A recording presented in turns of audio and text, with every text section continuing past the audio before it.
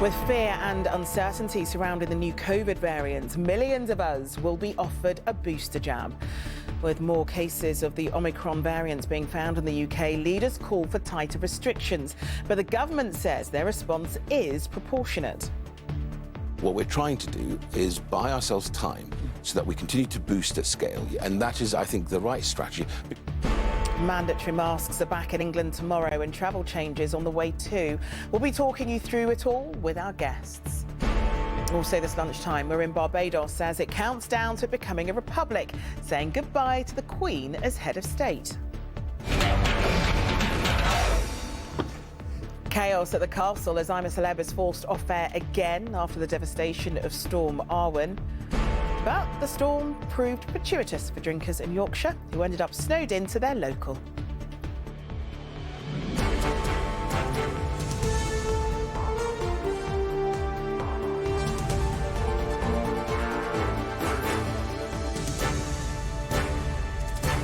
This is the ITV Lunchtime News with Charlene White.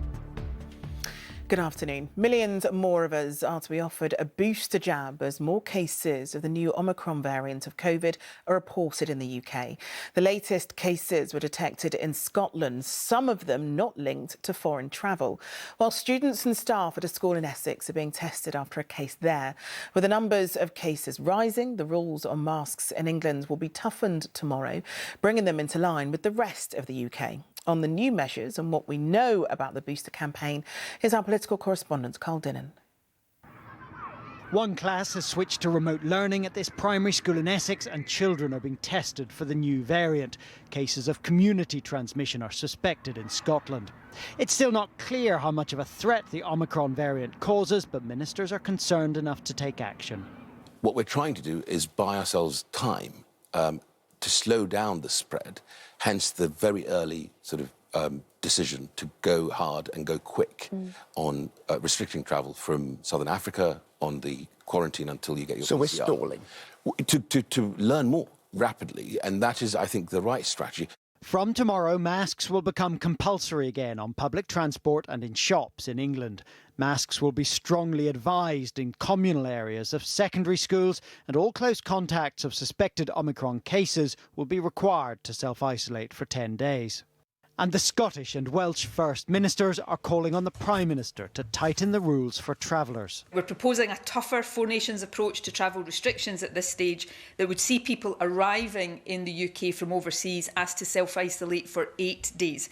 Under our proposal, they would take a PCR test on day 8 of their arrival as well as on day 2. Scientists think the Omicron variant could be more resistant to vaccines, but they don't know that yet.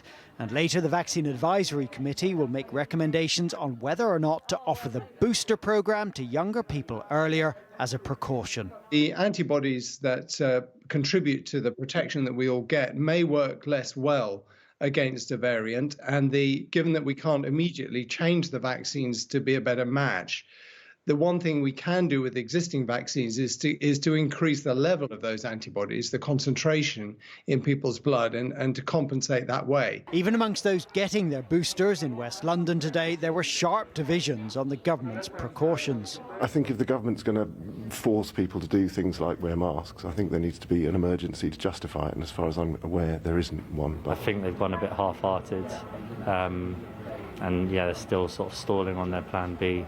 But we won't actually know what the best approach is until the scientists know whether or not Omicron is in any way a more dangerous variant.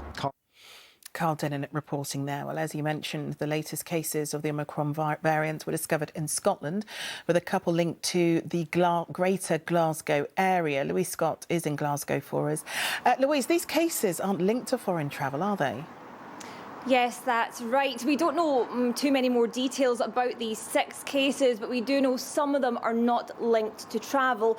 The First Minister said this suggests a degree of community transmission, and so contact tracing is ongoing. Now, in terms of any changes to restrictions, well, mask wearing is already compulsory here indoors and in secondary schools, but there was a stronger message in terms of employers encouraging home working. A change the First Minister would like to see is around international arrivals. Scotland has previously gone its own way when it comes to quarantine rules, but now alongside the Welsh First Minister, they've written to the Prime Minister saying all arrivals should have to isolate for those 8 days. Now, a Prime Minister's spokesperson has responded saying the current rules are proportionate and any further restrictions would have a detrimental effect on the travel industry. Nicola Sturgeon said these rules will only work on a four nations approach, but that doesn't rule out her choosing to go it alone and potentially preventing many families from reuniting this Christmas. OK, Louise, thank you. OK, let's speak to Professor Dame Anne Johnson, who's President of the Academy of Medical Studies. Thanks so much, Medical Sciences. Thanks so much for talking to us. Now, despite all of these restrictions, there's still so much that we don't know about this Omicron variant. So I guess the point is we've just got to be patient and cautious, right? We absolutely need to be patient and cautious.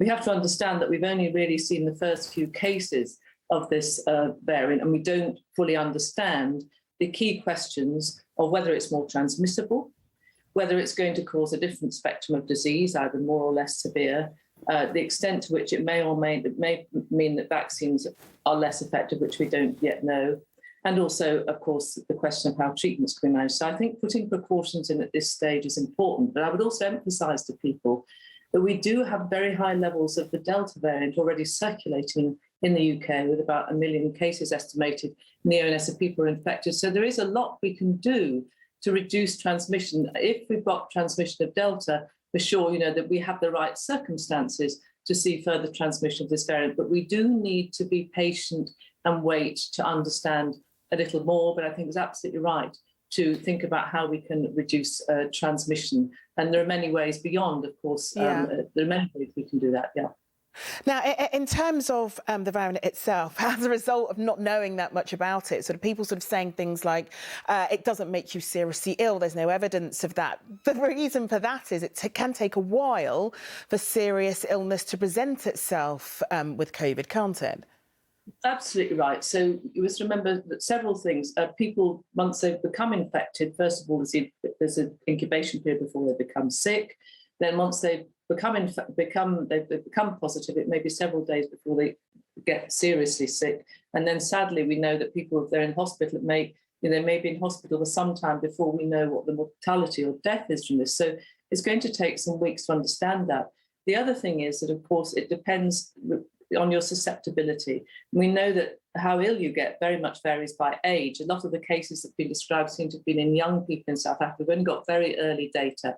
Whereas, in the UK, the people who've been suffering most from this are older people. Their risk of getting sick is different. So the impact's going to vary both on the age structure of the population, also the extent of vaccination, and also to some extent what other variants are also being transmitted. But very quickly then, Professor Johnson, a lot of people will compare, say, our numbers to numbers in other countries around the world, but that's not a very good system, is it? Because the way that we deal with restrictions, for example, and our take-up of the vaccine may well vary to other countries. Isn't that right? You're absolutely right. So in South Africa, for example, the vaccination rate is around about 30% or so, just a little bit more. And in this country, it's of course much higher, and it varies around the world. And that's going to determine the extent of transmission, but most of all, the extent of severe disease and deaths that occur. So we have to understand also, I think what this emphasises to me is the importance of making vaccines available the world over. Getting people to understand the importance of taking up their vaccines. There are plenty of people actually in the UK who I hope very much will think about taking up their vaccines if they haven't already done so. And also, as you've already heard from Professor Finn, the importance of booster doses in boosting our immunity if we think that there might be the vaccine may not be quite so effective. And what we have to do is to boost them. But it means that we also have to think about the global community in building our protection. Of course. So, Professor Johnson, thank you so much for talking to us. Thank you. Well, in just a moment, we'll be talking to our next guest about how this could all impact any travel plans. But first, let's take a look at how other countries are reacting to the Omicron variant. Japan will close its borders to all foreign travellers from tomorrow, becoming the second country to do so after Israel. No cases of the new variant have been detected there so far. And in the Netherlands, police have arrested a couple who escaped from hotel quarantine. The man and woman were arrested on a plane at Amsterdam's Schiphol airport just before it was due to depart for Spain. Well, the emergence of this new variant has meant the travel rules have been tightened again. Already 10 southern African countries, including South Africa, Zimbabwe and Angola, have been added to the red travel list. It all means that travellers returning to the UK from those countries must quarantine in a hotel at a cost of over £2,000 each, whether or not they're vaccinated. And from tomorrow, travellers from all other countries will have to take a PCR test within 2 days of arrival and isolate until they get a negative result. Well, joining us now is Sean Tipton from the Association of British Travel Agents. Thanks so much for joining us, Sean. The tightening of these travel rules, not great for our travel industry, is it? No, it isn't. I mean, we've been through incredibly tough, almost 2 years now since the pandemic first started, back in February of last year. So, yeah, and it's been very tough. We had some improvements, obviously, with restrictions beginning to be lifted. For example, the government saying if you've been double vaccinated, you wouldn't have to take a PCR test. You could take a much cheaper and more convenient lateral flow test. But now we're back to PCR test again. So, of course, it's going to have an impact because one of the main issues about PCR tests is just how expensive they are. They can be over £100 now, and also the requirement now for everybody, even if you've been double vaccinated, and your children as well, to take these tests. That will add considerably to the cost for families. And we did some research last year saying to families in particular, what's the one, what are the things that's stopping you travelling? They cover the whole raft of things, but in particular, the cost of testing. So the government can do something about that, though. They really can. I mean, it became... No, I was going to say, talking about those quarantine rules, I just want to very quickly talk about those quarantine rules, because although there has been a concentration on those countries in Southern Africa, they are not by any means the only countries that have been affected by this new variant. We have seen it's elsewhere in the world as well. Are you quite worried that new rules where quarantine is concerned may well come into force where those countries are concerned too?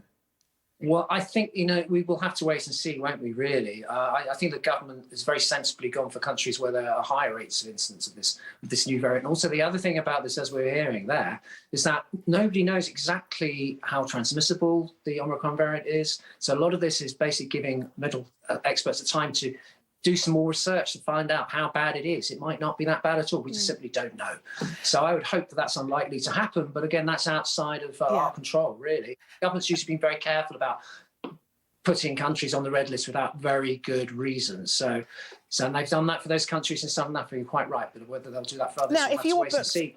If your book, sorry, I know I keep interrupting you because I can't really hear you that clearly, but I'm just going to go for one final question, and that is talking about the insurance issue. So if you are a family that's already booked to go on holiday over Christmas, to finally get on a plane and go away, should you be looking at exactly what you're covered for insurance-wise, just in case things change? Yeah, I think it's always very important to make sure you've got the right insurance in place. And we've been saying for quite some time now, if you're travelling during the pandemic, make sure your insurance covers you if things change and you're not able to go. But I think the other side to this as well is that travel companies have done their best to be very flexible during the pandemic to let people shift their bookings. So that might be an issue. But let's pull back a bit. Let's hope that Christmas is still a few weeks away. The government said they're going to review this in 3 weeks' time. So hopefully things will have a much better idea about how dangerous this new variant is. It might not be that dangerous. And we could have been in a very different position then. Yeah. So let's wait and see, as I said. Indeed. Sean Tipton, thank you so much for talking to us. And we have more details on the new rules and what it might mean for Christmas on our website, itv.com/news. But still to come. After the storm knocked I'm a Celeb off air, what now? And people were willing to share and just muck in and get where they could. The snowbound pub that hosted the ultimate lock-in. But first, for almost 400 years, a British monarch has overseen life in Barbados. But from midnight tonight, it'll become the world's newest republic. The Queen will be removed as head of state and the first ever Bajan president sworn in. For a country that became independent 55 years ago, it's seen as the final step in cutting ties with its colonial past. Here's our royal editor, Chris Shipp. There has been a British monarch overseeing life in Barbados since English ships arrived here in 1625 and claimed the island for James I. But that will change here tonight. The Queen will be swept away as the head of state of this paradise Caribbean island. Arriving here for the handover from realm today to republic tomorrow was Prince Charles, invited here by the country's Prime Minister, keen that this isn't seen as a snub to the 95-year-old Queen, but instead completing the unfinished business of independence. Today I am at Independence Square. 55 years ago, when Barbados stopped being a British colony, the country got its first Prime Minister. Tonight, they get their first President, and school children are learning about replacing the Queen. It's not going to make no sense we having a Queen that's so far away. She is the Queen of the second, right? Queen Elizabeth II, yeah. Yes. I think she's nice, but I don't like being on the control of somebody. I like being on the control of myself. The Queen was in Barbados when it gained independence in 1966, but since then and up until tonight, she has remained its monarch. There are 16 realms. Tomorrow, there will be 15. But Bajans watching the sun set on the last weekend of the Queen's reign here acknowledge it's both a time to move on and to reflect on the past. No disrespect to her, but I just think it's just where we are in our future. It's kind of time. It's time. Yes. It's time to sever a link that goes back to the colonies and the British Empire. Yes, yes. Yeah. And there's nothing wrong with that. It's just progress and moving forward, and for people to feel a sense of self. The handover ceremony is happening at midnight when Prince Charles will address crowds alongside the new president. The Queen, we are told, respects the decision of Barbados and the country will stay in the Commonwealth. But tomorrow, it will wake up as a republic. Chris Ship, ITV News, Barbados. A 14-year-old boy has been charged with murdering 12-year-old Ava White in Liverpool. Ava was out with friends last Thursday for the city's Christmas lights switch on when she was stabbed. The boy, who can't be named because of his age, has been remanded in secure accommodation after appearing at Liverpool Magistrates Court. A special memorial service has been held this morning for Metropolitan Police Sergeant Matt Ratner. The 54-year-old was shot and killed on duty whilst handcuffing a suspect at a custody centre in Croydon last year. And Manchester United have confirmed the appointment of Ralf Rangnick as their interim manager until the end of the season. The German takes over from Ole Gunnar Solskjaer, who was sacked earlier this month.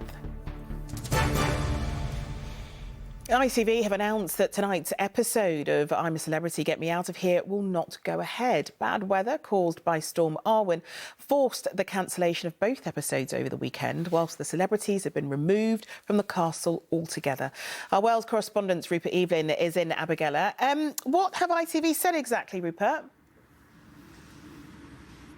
Well, they could have almost reframed it as I'm a Celebrity, Get Me Back in Here, because that is the news that they announced just over 10 minutes ago. A statement from the show says, I'm a Celebrity, Get Me Out of Here will return from tomorrow night on ITV with a brand new show. Ant and Dec will be back presenting live from the castle. That's obviously great news for ITV, for which this is a huge show, and for the viewers who've been clamouring to watch it. Of course, it came off air because of the storm that hit this part of the world and the rest of the country over the weekend, causing quite a lot of damage, not to the castle itself, but to the huge production compound.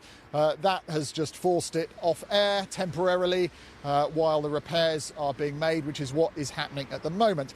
At least one former contestant, Richard Madeley, who was on at the start of this year's show, suggests that this year's celebrities may find it a little kind of discombobulating in terms of going from the uncomfortable castle to the luxury place where they've been staying and back again.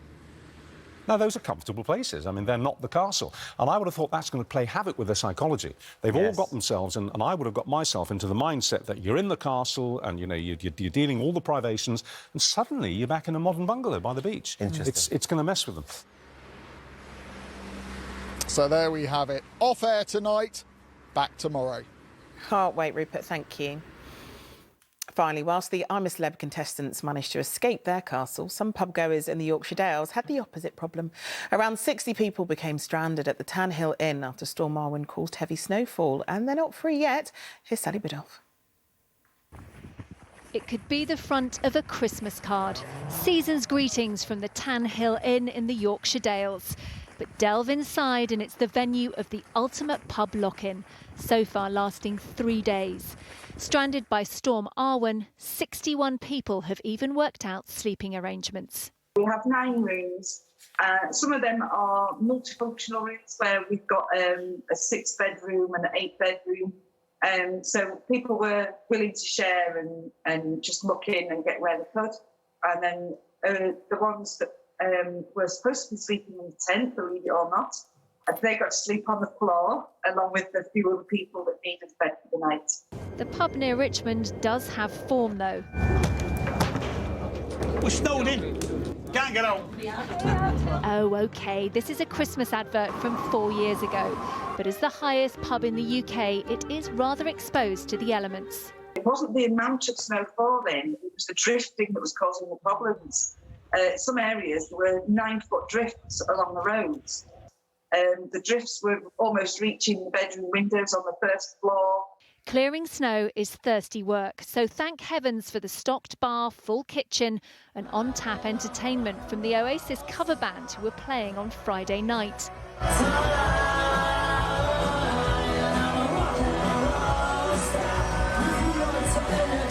Karaoke, board games and a quiz have also helped fill the time. One couple were spirited away by mountain rescue to get home to a 3-month-old baby, but the rest will have to wait till the road's clear.